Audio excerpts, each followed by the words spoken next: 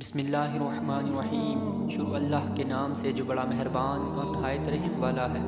السلام علیکم پیارے دوستو، آج میں آپ کو 400 سال تک مسلسل تلاوت قرآن پاک کا واقعہ سناتا ہوں۔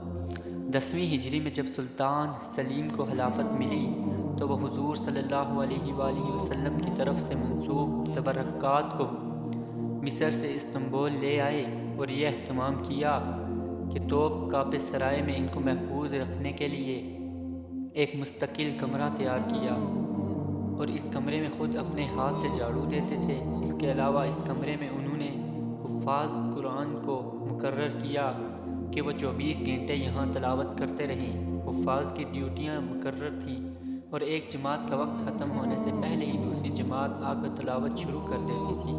اس طرح یہ سلسلہ بعد کے خلفاء نے بھی جاری رکھا۔ اس طرح دنیا کی شاید یہ واحد جگہ ہے جہاں پر 400 سال تک مسلسل تلاوت قرآن ہوتی رہی اور اس دوران ایک لمحے کے لیے بھی بند نہیں ہوئی۔ خلافت کے خاتمے کے بعد یہ مبارک سلسلہ بھی موقوف ہو گیا۔